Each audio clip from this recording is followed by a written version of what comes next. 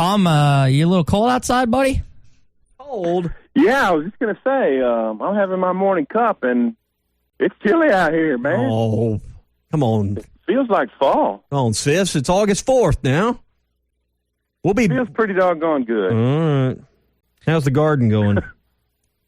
I'm sad to report that the deer jumped in there about 3 nights ago and wiped out my okra. All I got left are some melons. It's almost over. Sad day. Well, where you want to begin? Your call. Isaiah Joe or football? Well, first I wanted to congratulate Ty. He was the winner yesterday in the Zoom call for the most hair flips. Yeah. So, Was it really even a competition?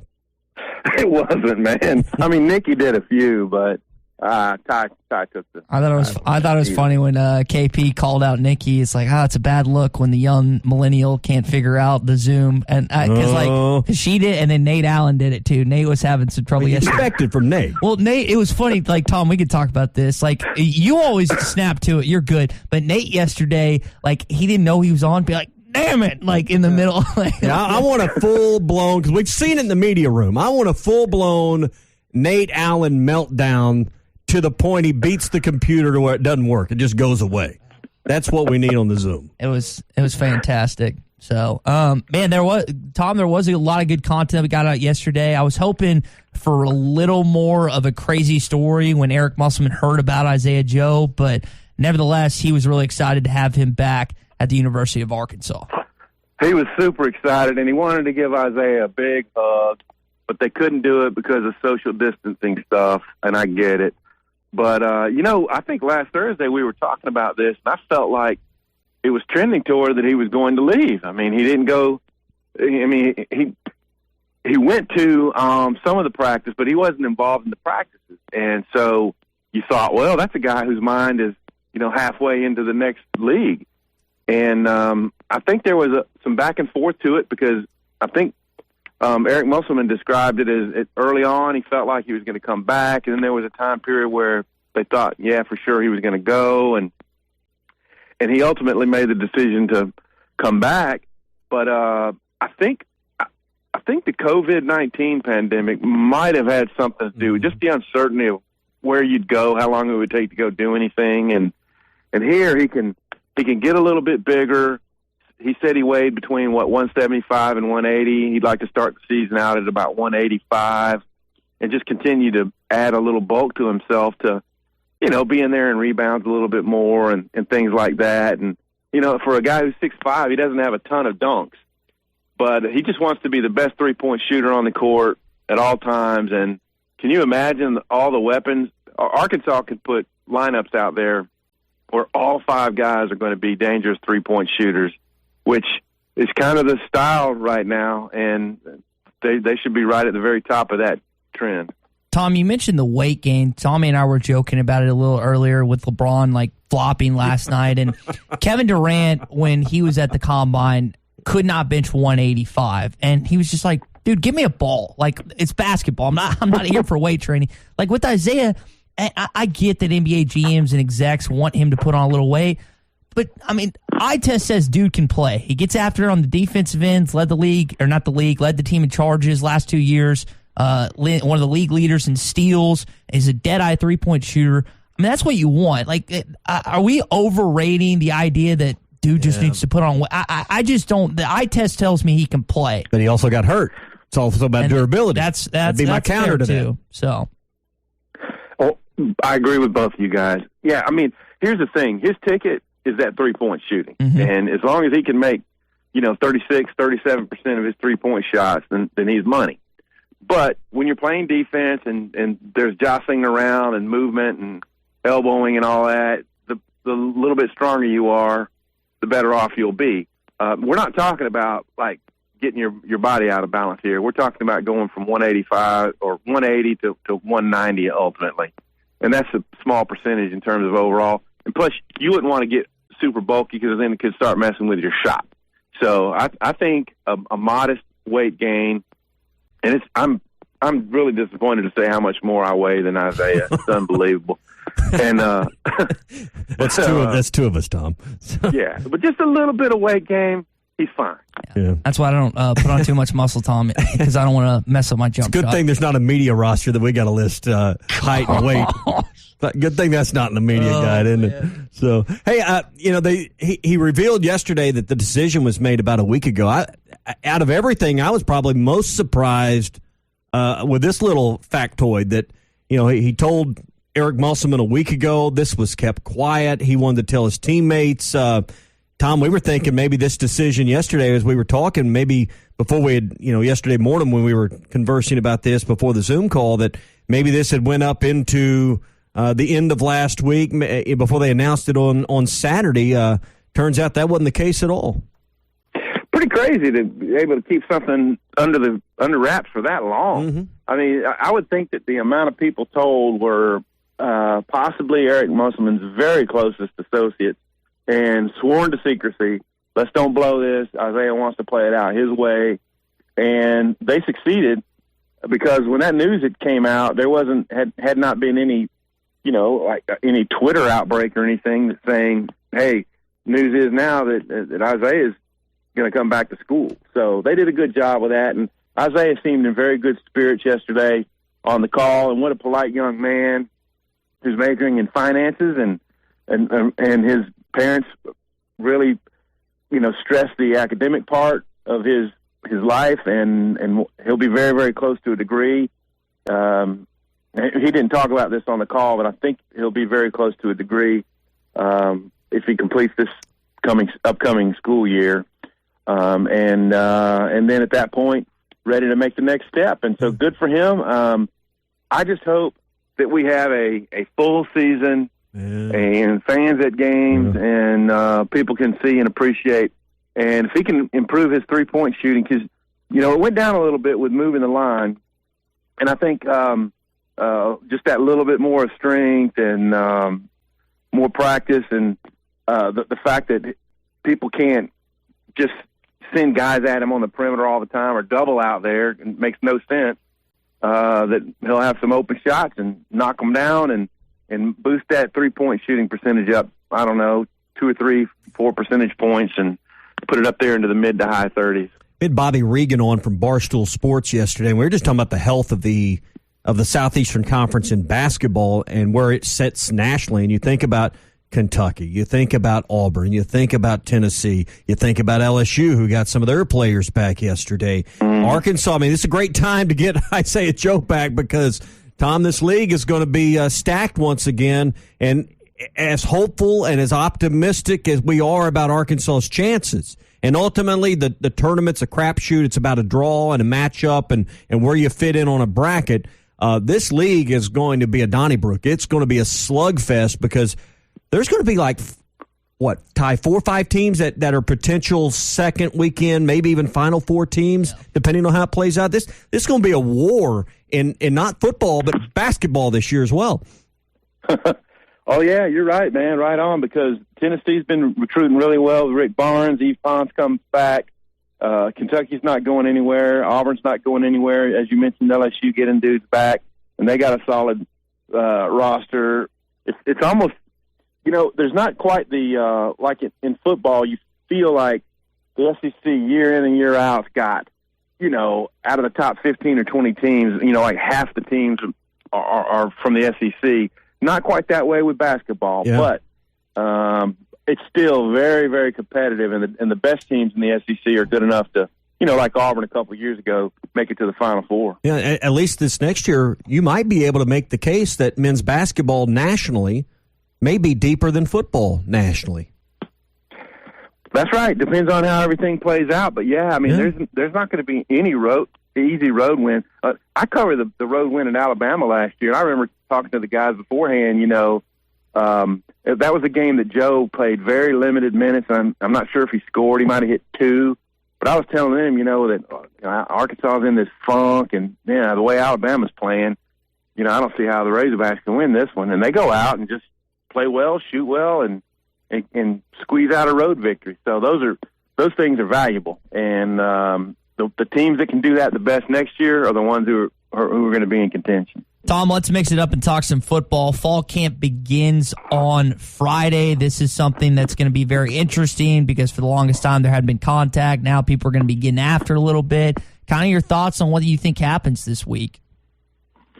Well, I hope we have a little talk with Sam Pittman about what he expects. Get that out in the media some.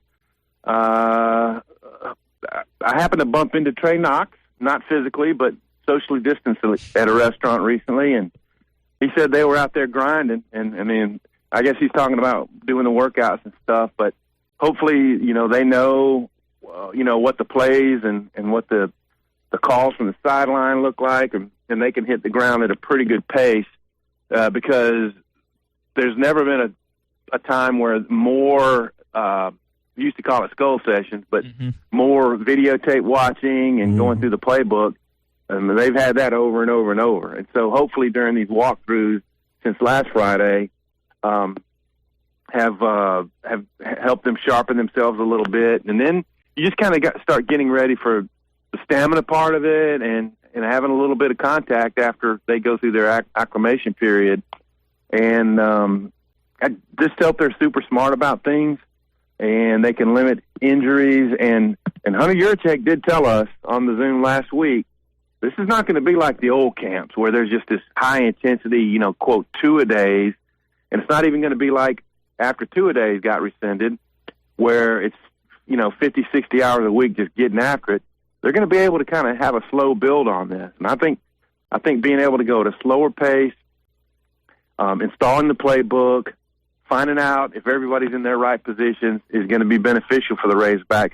This is going to be a tough season. If it goes as planned, 10 conference games in a row, could just start off with a game at A&M, possibly.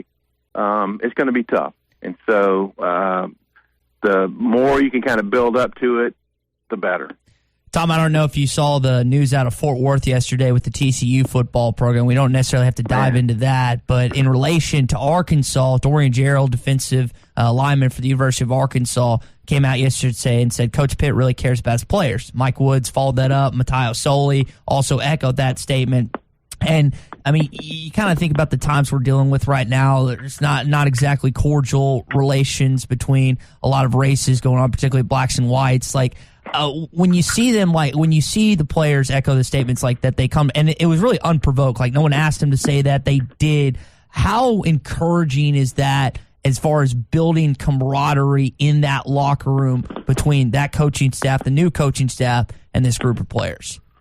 Yeah, I did see that news, and I tell you, in today's times that are pretty volatile, any statement you can make or thing you say can get out on social media right away and turn into this avalanche of negativity or bickering back and forth, which is what happened with TCU. It's nice to know that a guy like Sam Pittman, I mean, there's nothing in his background that, has put him at odds with a huge segment of his team.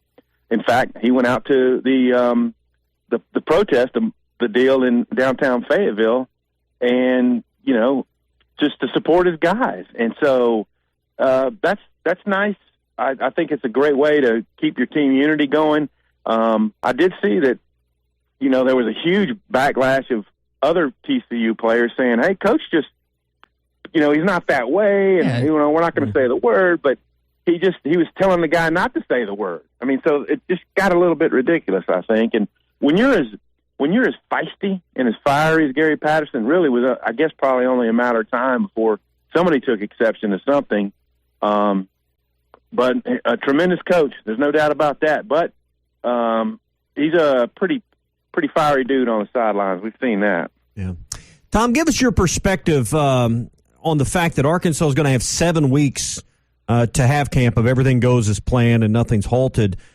Starting with camp this Friday, they've had the last couple of weeks where they've had this enhanced training or however you want to look at it. So this is a very extended period, and we kind of touched on it, but probably never a better time to have this much preparation to get ready for a season than with Arkansas's transition this year. Now, all the other teams will have it as well, but what is the value, in your opinion, for Arkansas having essentially 7 weeks of camp to get ready for the start of their season September 26th?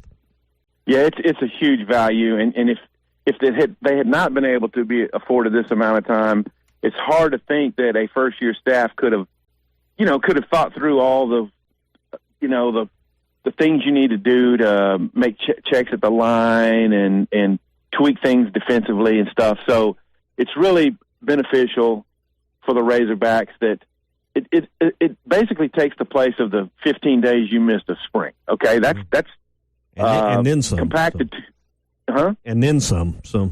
Oh yeah, I mean, generally spring is gone out over 4 weeks, and you go every other day or 3 times a week.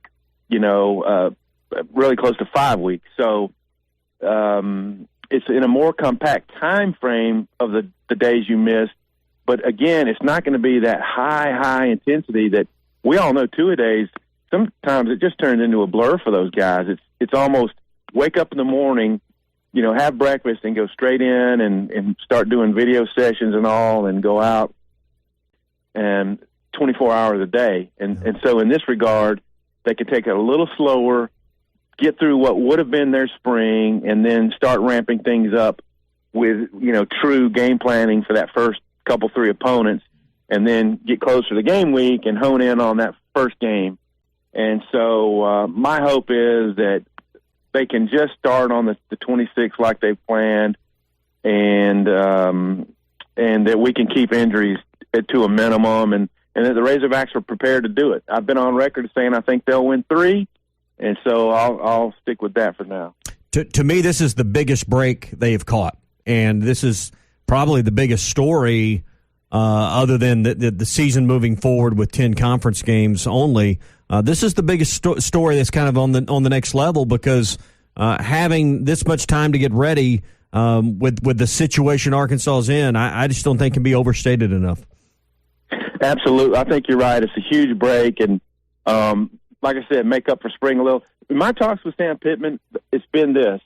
They have made themselves prepared. They got tons of video loaded up right when the pandemic was hitting, in anticipation that they weren't going to be, hands-on and, with spring or anytime soon. And so they were able to funnel videotape to the guys of, hey, this is what this play looks like. These are the checks we make from it. And they just were able to repeat that. And I just think that they're going to do a good job of how we're going to install stuff and how we're going to run through practices when we get started, that pace things out, that have us ready for, an optimal performance in week 1. Tom, last thing before we let you go, one of the questions that we were discussing earlier is how much confidence of the fan base do you think resides in Sam Pittman? If you had to put a percentage on the fan base right now with how much confidence they have in Sam Pittman, like a percentage of the fan base, what would that number be? Oh, well, I mean, if by confidence you mean that he's going to run the program the right way, he's going to recruit well, and they're going to build back up to at least being in contention, I would put it in the mid to high 60s. He just the coach. When you talk to the coaches on his staff, they all like, man, I did this for Sam Pittman.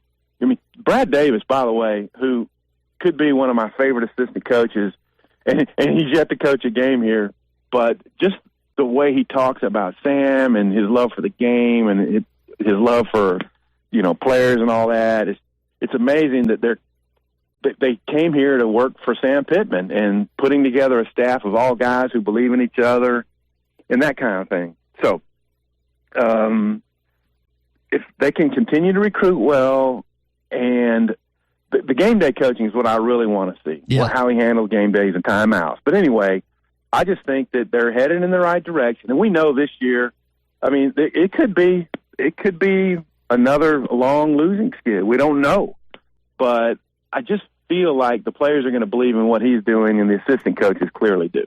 Tom Murphy of the Arkansas Democrat-Gazette joins us every Tuesday and Thursday at 7:15. Tom, as always, we appreciate it. You enjoy the cold. You enjoy your coffee. Have a good rest of your Tuesday, buddy. Yeah, same to you guys. Talk to you Thursday. I'll try not hair flip so much during the Zoom teleconference. Tom Murphy with us here on a Toyota Tuesday. Check out the 2020 Toyotas today at a local Toyota dealer near you. Toyota, let's go places.